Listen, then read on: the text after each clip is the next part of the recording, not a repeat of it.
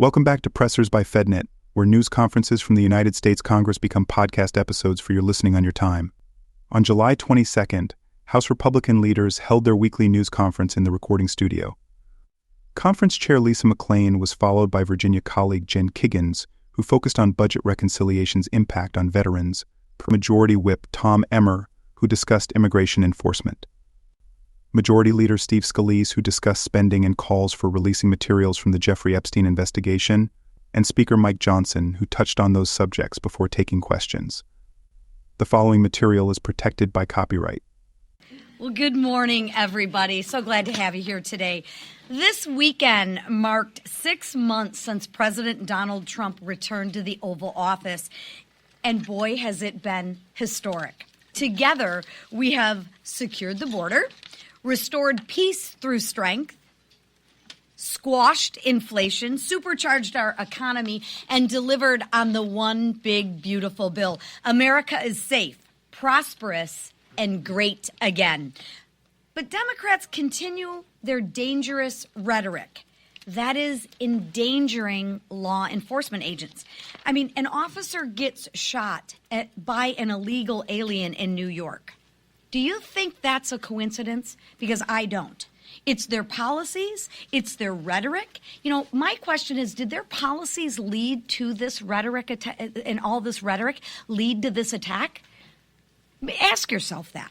I'll let you be the judge of that. Do you think their policies and their rhetoric hurt law enforcement agents or help them? Just ponder on that for a minute. This week, House Republicans will return home for our annual work period. And during this work period, we are going to work with our members to take our message coast to coast, and we're going to make sure that we have the Democrats own their message, because we all know they like to weasel out of their message. And we're going to take our message from Long Island to the suburbs of Los Angeles. The American people will hear how the one big beautiful bill will benefit them. We are going to correct the truth with the other half of the truth, because all Democrats have right now is fear-mongering. They have no plan, no vision, and no leader.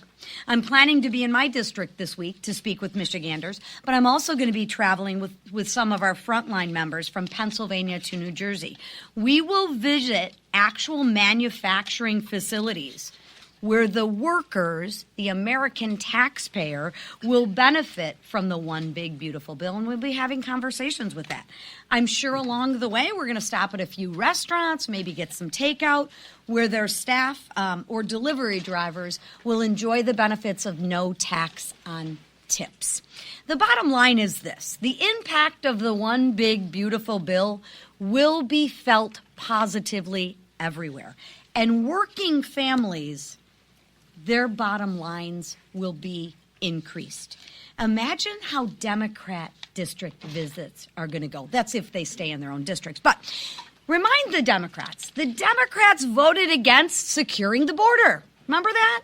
They said, Biden said, we can't do that. No, we just needed a president who actually could do that. So remind the Democrats that it's the Republicans who are actually unleashing American energy. You know, putting money back into our economy, making us energy independent again, expanding the child tax credit. And I hear all that fear-mongering about, the rural hospitals are going to shut down.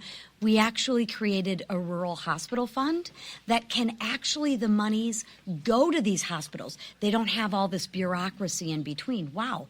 That's a solution for a change, but you won't hear the Democrats talk about that. Generational investments. We made generational investments in our national security. No tax on overtime, no tax on tips. Every single Democrat voted to kill millions of jobs. Give federal benefits to those who never should receive those benefits before. Remember, the Democrats are making sure that Medicaid is not there for the people who need it most by allowing the waste, the fraud, the abuse to actually continue and to give it to illegals over Americans who need it more than anything. And take those $1,000 of paychecks from hardworking Americans. Remember, they voted to increase every single working family's tax rate. I'm so sick and tired of hearing, oh my gosh, it's a tax rate for the rich. No, it's not.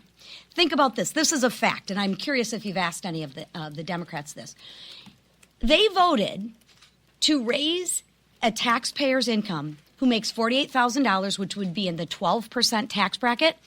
They voted to raise the tax bracket from 12% to 25% on 40 if you make $48,000. I don't know. Any of you think $48,000, is that a tax break for the rich? A tax incentive for the rich? No, you're taking money from working class families. Make the Democrats own. Ask them why they voted for the biggest tax increase in history. Ask them why. I don't think these meetings are going to go very well. Now, I hope the Democrats are home and the local press will hold them accountable and to explain why they voted to kill American jobs, especially when they're already somebody who voted no, but notice every Democrat takes the dough. It's ridiculous, and we will continue to bring these fallacies to life. We will continue to correct the truth with the other half of the truth, and the fear-mongering from the Democrats has got to stop. Now, to talk about this and the importance of the One Big Beautiful Bill for people in her district with me is Congresswoman Jen Kiggans. Thank you.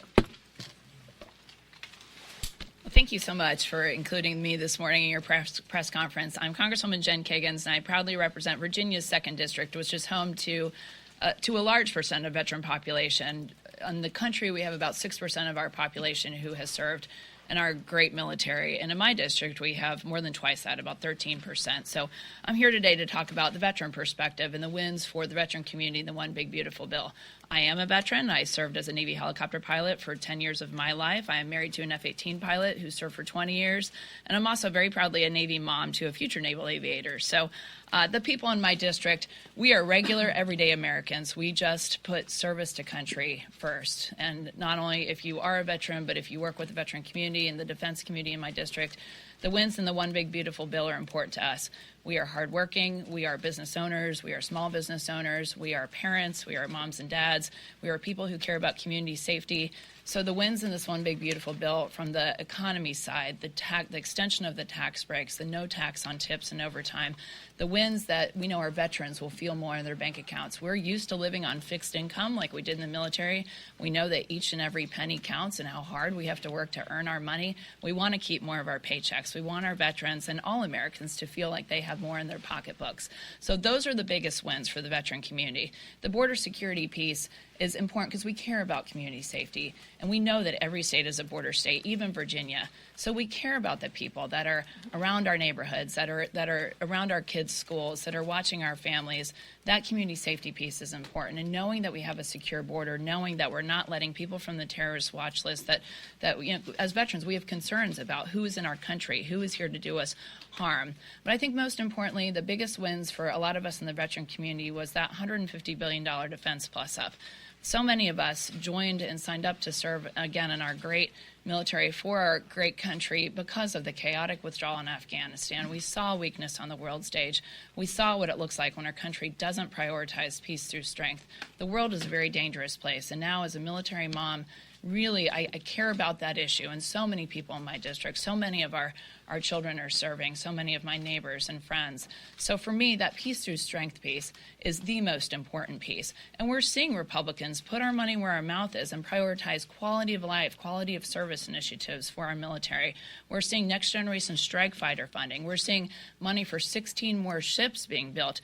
There's $9 billion for quality of life, $29 billion for shipbuilding, $16 billion for shipyards and depot, which we know are in need of repair, $9 billion for air superiority. We need to prioritize this peace through strength part, and that's what this One Big Beautiful Bill does.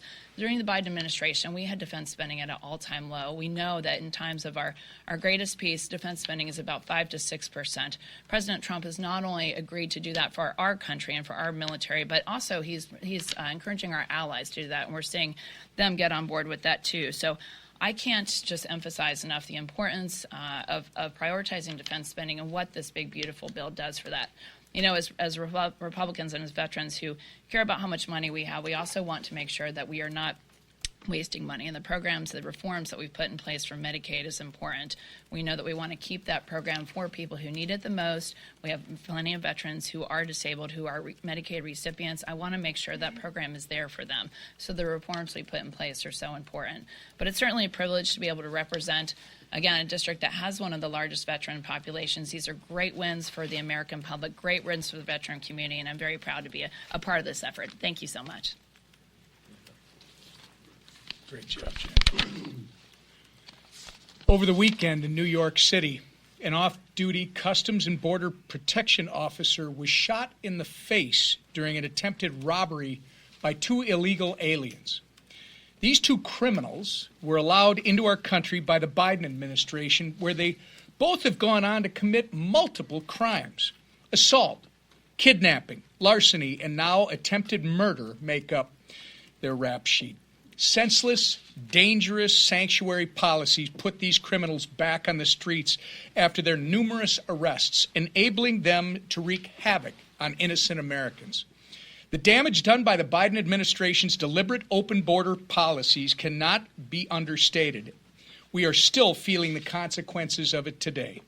But President Trump, DH Secretary Noem, and Border Czar Tom Homan are turning the tide. In my state of Minnesota, ICE arrests of illegal aliens have doubled since President Trump took office. And while the local worthless media in my home state tries to spin that as a bad thing, the brave men and women of ICE are getting the worst of the worst illegal aliens off the streets of Minnesota and America, restoring safety and security to our communities. As these officers enforce the laws, they face an 830% increase in assaults. To the ICE agents risking their lives to keep us all safe, thank you. To the Border Patrol agents and custom officers securing our border, thank you. The One Big Beautiful Bill supports their efforts by giving them the tools they need to continue this critical work, including more ICE officers, more Border Patrol agents, more border wall, and more detention space. These resources strengthen and make permanent the great success that President Trump has already had securing the border and deporting criminal illegal aliens. The One Big Beautiful Bill delivers historic border security wins. It delivers historic border security wins, and we're all safer for it. With that, the Majority Leader. Thank you, Whip. Well, it's been a very busy first 6 months working with the Trump administration to deliver critical wins for hardworking families across America, to deliver wins on those issues that we all ran on, the things we said we would do if we got a Republican White House, Republican Senate, and Republican House. And, of course, the One Big Beautiful Bill really is the epitome of so many of those victories, but that's not all we've done. The president has already signed or has on his desk 31 different bills that have been passed by the House and Senate on the desk of the president, almost all of which have been signed into law. After today, maybe all 31 will have been signed into law to continue delivering and getting our country back on track, reversing the damage that was done by Joe Biden in 4 years. What the Democrats did working with Joe Biden, not just to increase inflation, increase interest rates, to increase regulations and rules that stifled the ability for small businesses to grow.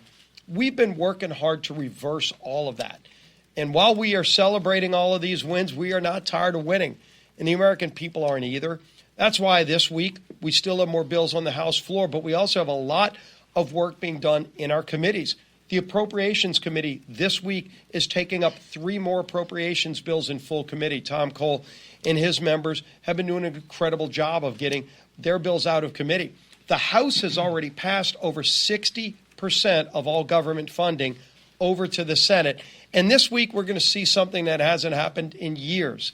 The United States Senate is finally taking up a House appropriations bill. That should be something that's always going on in Congress, where you see the House and Senate doing their jobs together. But Chuck Schumer, for years, refused to participate in a normal appropriations process because he wanted shutdowns. He wanted chaos. It's one of the reasons the Democrats lost the Senate. is because the American people didn't want that dysfunction. And John Thune promised there would be a new day in the United States Senate, and Leader Thune is delivering on that. And one of those commitments he made is that we would have a normal working appropriations process, and they're actually doing that this week, moving the Milcon VA appropriations bill and continuing to move more of the bills that we're sending over from the House. And so as the American people see Washington working for them for a change, we're also going to be going during this district work period and explaining to the American people what's been in a lot of those bills, because the Democrats have been lying over and over and over again about tax cuts for billionaires. They're talking about hospitals closing. Everybody in America is going to die, according to every Democrat. And, of course, when the American people look at what's in those bills, they're going, wait a minute. You know, the waiter and waitress in America who averages $32,000 a year is going to get about $1,700 more in their pockets. That's real money for working people. And every Democrat voted no.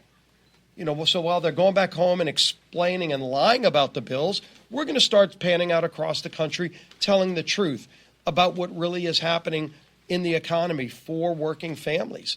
And we're proud of that. We're not done delivering, but I think it's important that we take some time to talk about what we've already done and delivered as we continue to move more bills. Like I said, a lot of work being done this week in committees. Energy and Commerce has taken up the NIL bill. You're seeing Judiciary focus on that report. It's been covered pretty well, but I think there's a lot more to the story about the Russian collusion hoax that started under President Obama, and some of those facts are finally starting to come out. You know, it's interesting to see Democrats want to talk about Jeffrey Epstein all of a sudden. For 4 years, Democrats hid and covered up the Epstein files. They did. They had it for 4 years. And Trump's in the courts right now trying to get a lot of that information unsealed so the American public can see it. But we're going to continue pushing for that transparency. Our committees are going to keep working to deliver more results for American families. That's what we've been doing. That's what we're going to continue to do, while Democrats just vote no. They hide, they lie, they try to talk about what they would do if they were in power. But, of course, everybody knows what they did when they were in power. They moved a far-left socialist agenda. They're about to elect as their new party leader a socialist Marxist mayor of New York City. And half the Democrats, they all want to meet him and take selfies with him, and yet they're not sure if they're going to endorse him or not. But the bottom line is that's where their party has moved, in Washington, in New York. But that's not where America is. Republicans are delivering for Americans, for hardworking families, all across the political spectrum. And that's why this economy is finally starting to move in the right direction. Our speaker, who's never slowed down, who's never accepted failure as an option, the man who continues to work and is so patient, listen to our members, and then ultimately delivering with President Trump on this great agenda, is our Speaker, Mike Johnson. Thank this leadership team and all of you. Good morning. Thank you, Representative Kiggans, doing an extraordinary job for Virginia and our military families and all of the issues she works so hard on. Thank you for all that hard work.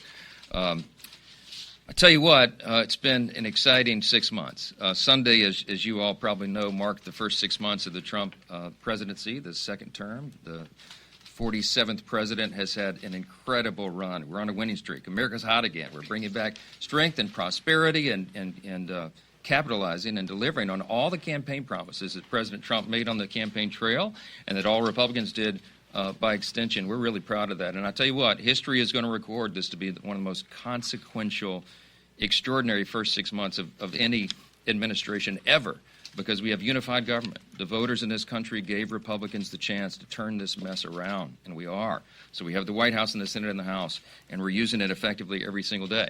And here in the House, we've kept pace with President Trump's extraordinary momentum. He never sleeps, and so we don't get to either. We've been codifying his executive orders at a record pace. We're cementing America First policies into law.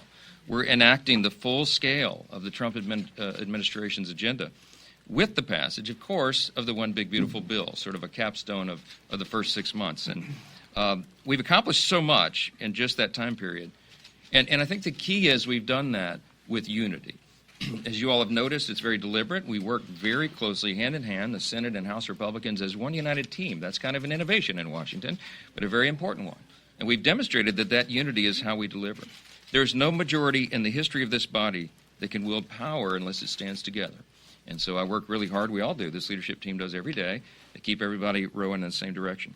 This morning at our weekly conference meeting, we discussed the upcoming schedule, given the Democrats' endless efforts to politicize the Epstein controversy and that whole investigation. I want to be clear about this. There's a reason behind what we are doing here. We have a responsibility, actually a dual responsibility here, okay? I've been on record very clearly that I believe in maximum transparency. I think every single House Republican will say the same thing. In fact, they've told me that publicly and privately. They talk about this. We want maximum transparency. We also understand the other part of that duty is that we have to protect innocent victims, okay? We have to do both things at the same time. What do we mean by that? Look, involved in the Epstein evil, okay, which is what it was. Let's call it what it was. There are innocent victims of those unspeakable sex crimes, okay? Some of them were minors. Some of them were not. When the Epstein records are turned over to the public, which we must do as quickly as possible, we have to also be very judicious and careful about protecting the innocent. I think everybody in the country should understand the necessity of that. It is the standard. I used to be a litigator. It's the standard in the court of law and the courts. It's the standard in law enforcement. Anyone who's served in law enforcement understands the necessity of that. It is the standard with government agencies. We protect the innocent. So we cannot be careless in an open release like that. You have to be very careful. The president himself has said that he wants maximum transparency and all credible evidence to be turned over to the American public so that everyone can make their own decisions. We're owed that. And we want any individual who's been involved in any way in the Epstein evils to be brought to justice as quickly as possible. And the law should be brought down upon their head. We're unequivocal about that, okay? We have to make sure that the credible evidence is revealed, and we're doing that. The president has made a request to the courts in the grand jury testimony and the files there, for example. And the court should turn that over, and that will be a continuing and ongoing quest. Now, what we refuse to do is participate in another one of the Democrats' political games. This is a serious matter. We are not going to let them use this as a political battering ram. The Rules Committee became the ground for them to do that. We're not going to allow them to engage in that charade anymore. Why do I call it a charade? Because the Democrats are trying to play gotcha politics right now when, as the leader just pointed out, they don't have any moral high ground on this at all. They controlled the Department of Justice for the last 4 years. Has anyone forgotten? They had all these files the entire time. They sat on everything Epstein related for 4 long years while President Biden was in office. You could draw your own conclusions as to why. But we've been intellectually consistent the entire time. And I want to say this about my colleagues Ro Khanna and Jim McGovern and Hakeem Jeffries and so many others. They've tweeted about Epstein countless times in the last 2 weeks, but go back and look at their social media accounts, we have, and their public comments. They had exactly 0 posts on the subject for the last 4 years of the Biden administration. Interesting, isn't it? We all understand that the America First agenda and the American people are best served by putting an end to the Democrats' sideshows. And that's what we're doing by not allowing the Rules Committee to continue with that nonsense this week. As was noted, we've got tons of very important work going on here. The leader just gave you a small sampling of it. But we're done being lectured on transparency by the same party that orchestrated one of the most shameless, dangerous political cover-ups in the history of this country or any government on the face of planet Earth. If the Democrats want to talk transparency, I'm happy to rewind the tape. 366 days ago, President Joe Biden was unceremoniously forced off the Democrat ticket. Everybody knows why. Even after millions of Americans had already cast their primary votes for him, the self-proclaimed party of democracy threw out their nominee, the sitting president of the United States, for his disastrous debate performance. On the debate stage, President Biden revealed to the American people what Democrats in Congress spent 4 long years trying to hide, that the President of the United States of America was in rapid mental decline and unable to continue serving as the leader of the free world. I'm going to say that again. The man holding the most powerful office on the face of the earth, who we now know was being propped up by his staff and Democrats in Congress, was in rapid mental decline. It was as shocking as it was dangerous, and they all participated in it. Nearly every single one of the Democrats who shamelessly attempted to pull the wool over our eyes still holds office today. You ought to be chasing them down the hallways asking for their responses on that. We released a 14-minute long video yesterday with just a small sample of the countless receipts of the Democrats at every level spinning this fantastical lie to the American people. I encourage every reporter in this room to go watch that. You ought to use the clips, and you ought to go ask them about it. And remember that the same Democrats who lied to us for years are now trying to convince you they stand for transparency. They participated in one of the greatest political scandals in all of history, and the House Republicans are not going to allow this to be whitewashed from the historical record. We'll continue to investigate and shine light on those who perpetrated this and provide answers directly to the American people.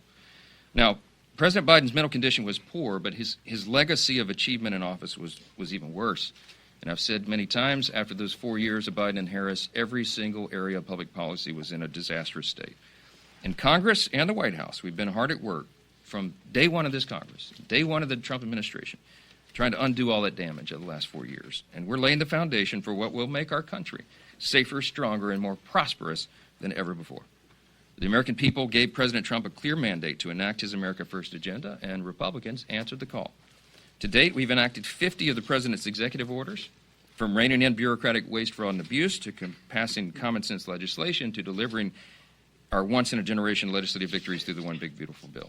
Let me give you a quick summary. Americans asked for secure borders and safer communities, and Republicans delivered the largest investment in border security and interior enforcement on record. And with the Halt Fentanyl Act and the Lake and Riley Act, we're making sure American communities are safe from deadly drugs and illegal aliens that have taken far too many lives. The American people asked us for bigger paychecks and more affordable gas and groceries, and we delivered on that too. We delivered the largest working and middle-class tax cut in the history of the United States. And we've torn down Biden-era regulations like the California EV mandate that was just madness and worked against working families and American energy dominance. The American people demanded fiscal sanity, and Republicans delivered again. We passed more than $1.5 trillion in spending cuts so the government can begin to live within its means again. All of this is real, positive change for American families.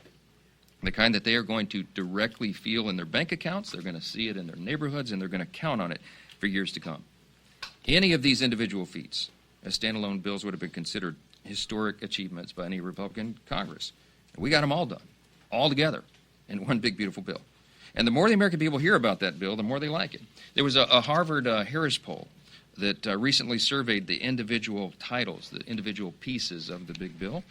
And they found that 17 of the 21 major proposals polled had a majority of support. That's including things like reducing federal spending and imposing common sense work requirements on public assistance.